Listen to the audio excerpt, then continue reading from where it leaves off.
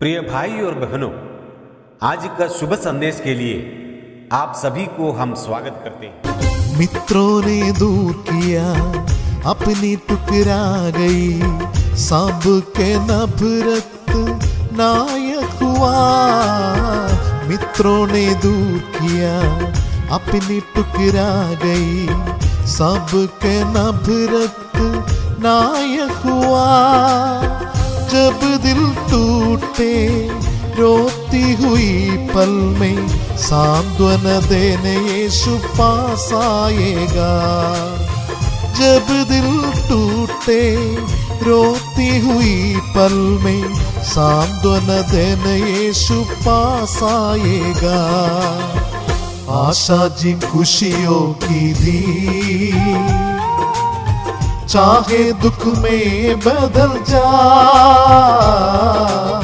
शरण की द्वार जो दी, चाहे वो बंद हो जा। मेरे लिए नया मार्ग खोलेगा प्रिय, खुशियों भरा एक दिल भी देगा। आज का संदेश प्रभु के दास टीवी एंटनी अंगलेश्वर से बांटा जाएगा। प्रार्थना के साथ प्रभु की नाम की स्तुति हो। आज का मनन के लिए हम प्रेरितों का काम 26वें अध्याय की 23वीं आयत पढ़ने के लिए चाहता हूँ। एक्स चैप्टर 26 वर्स 23 कि मसीह को दुख उठाना होगा और वही सबसे पहले मरे हुओं में से जी उठकर हमारे लोगों में और अन्य जातियों में ज्योति का प्रचार करेगी। प्रभु की नाम की स्तुति हो। इस प्रेरितों का काम 26वें अध्याय में अग्रिप्पा राजा का सामने प्रेरित पौलुस की जो स्पष्टीकरण के बारे में हम पढ़ते हैं। दूसरा भाग में हम देखते हैं कि अपने हृदय की परिवर्तन का वर्णन प्रेरित पौलुस ने कहा। और तीसरी बात हम देखते हैं कि अपने कार्य का वर्णन और इस सुसमाचार के उद्देश्य क्या है, उसका संबंध में प्रेरित पौलुस ने और समझाया। और समझाते समय पर हम देखते हैं कि यीशु मसीह के बारे में एक बात यहाँ हम तो और बोल रहे हैं कि यीशु मसीह का और दुख उठाना होगा, उसका बारे में यहाँ हम तो बता रहे हैं। पुराना नियम में यीशु मसीह का बारे में हम बहुत कुछ बातें और उसका दुख का बारे में और उसका सजीवन का बारे में और आगमन का बारे में और समझाते हैं। भजन संहिता 22वें अध्याय में और यशायाह का किताब 53 अध्याय में और पूरे उस अध्यायों में यीशु मसीह का दुख उठाने का संबंध में हम दे सकते हैं। साथ साथ में यशायाह का किताब में हम देखते हैं प्रभु यीशु मसीह अन्य जातियों के लिए और हमारे लोग मतलब यहूदी लोगों के लिए ज्योति का प्रचार और करेंगे, इस विषय में हम दे सकते हैं। प्रभु हमको सहायता करे।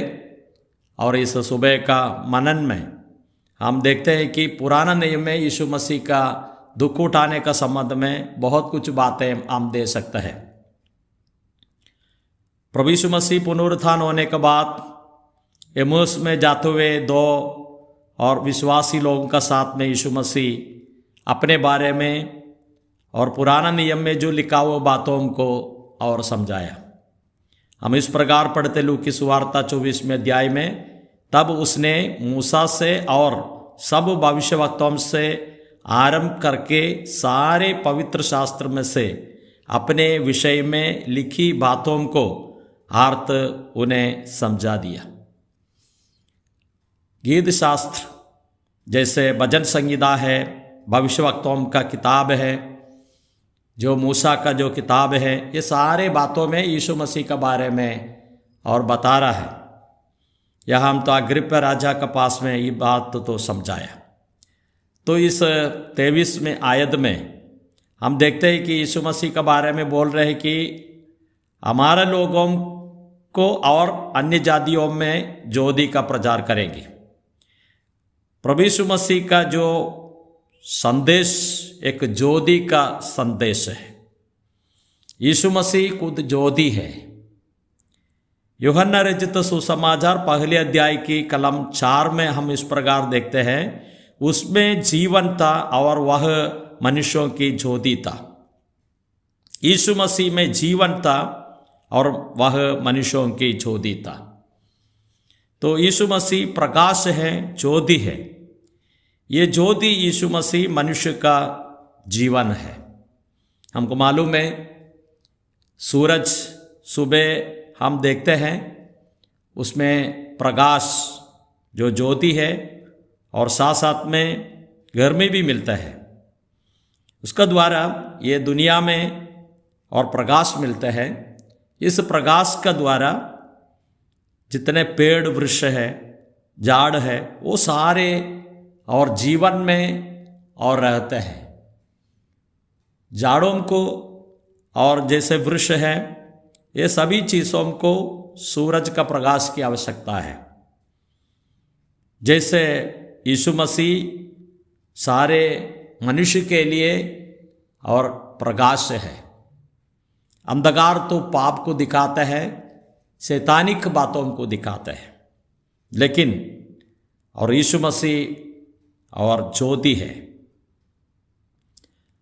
और सूरज इस पृथ्वी को ज्योतिमय कर देता है, लेकिन यीशु मसीह मनुष्य का हृदय को प्रकाशित करता है। इसके लिए हम समझ सकते हैं, इस प्रकार की वृक्षों और झाड़े और सारे बातें हैं, वो लोगों का जीवन में जो भोजन की आवश्यकता है, वो सारे बातें प्रकाशित होता है। वो लोग जो वृक्षों झाड़े हैं, वो सारे ये जगत में रहते हैं और सूरज का प्रकाश का आधारित हो रहता है। तो हम यीशु मसीह का द्वारा हमको ज्योति, और ज्योति में है जीवन। पहले यूहन्ना का पत्र में इस प्रकार पढ़ते हैं, वह गवाही यह हो कि परमेश्वर ने हमें अनंत जीवन दिया है और यह जीवन उसके पुत्र में है। यीशु मसीह में है जीवन। यीशु मसीह को जो मिल रहा है वो लोगों को अनंत जीवन है। और यूहन्ना रचित सुसमाचार 11 अध्याय में यीशु मसीह ने इस प्रकार कहा, यीशु ने और उससे कहा, पुनरुत्थान और जीवन में ही हूँ। जैसे यीशु मसीह का द्वारा मनुष्य को जीवन मिलता है, पुनरुत्थान भी मिलता है। मतलब प्रेरितों का काम 26वें अध्याय में और 23वें आयत में इस बात हम दे सकते हैं। और हमारे लोगों में और अन्य जातियों में ज्योति का प्रचार करेगा। ये ज्योति में है जीवन और यीशु मसीह में है इस जीवन। ये जीवन और हर एक व्यक्ति के लिए प्रदान करने के लिए परमेश्वर चाहता है। जैसे सूर्य का प्रकाश में वृक्षों का जीवन संतुलन रहता है, जिस प्रकार हम देखते हैं कि ये लोगों ने कार्बन डाइऑक्साइड को स्वीकार करके ऑक्सीजन को बाहर निकालता है, जो प्राणवायु, वो मनुष्य के लिए बहुत आवश्यकता का वस्तु है। जैसे यीशु मसीह का द्वारा मनुष्य को जो अनंत जीवन परमेश्वर देना चाहता है, जो कोई यीशु मसीह को ग्रहण किया, लोगों का अनंत जीवन है। इसलिए हम इधर देखते हैं कि प्रेरित पौल का जो संदेश में जो ज्योति का प्रचार करते हैं, ये ज्योति में है जीवन। 2022 साल पहले यीशु मसीह इस पृथ्वी में आए, मनुष्य जात को अनंत जीवन देने के लिए आए। अनंत काल का मृत्यु नरक है, नरक से बचाने के लिए यीशु मसीह आए, अपने जीवन सूली पर दिया, मृत्यु के बाद में पुनरुत्थान हो गया। आज ये प्रभु यीशु मसीह स्वर्ग में विराजमान है। जिस प्रकार यीशु मसीह को अंगीकार करते हैं, मेरा अनंत जीवन की स्रोत है, तो उस व्यक्ति को अनंत जीवन मिलता है। वो व्यक्ति इस पृथ्वी में इस अनंत जीवन का द्वारा परमेश्वर की आराधना करता है। आइए हम इस प्रभु को महिमा करें, आराधना करें, उसका नाम की स्तुति हो। जय मसीह की।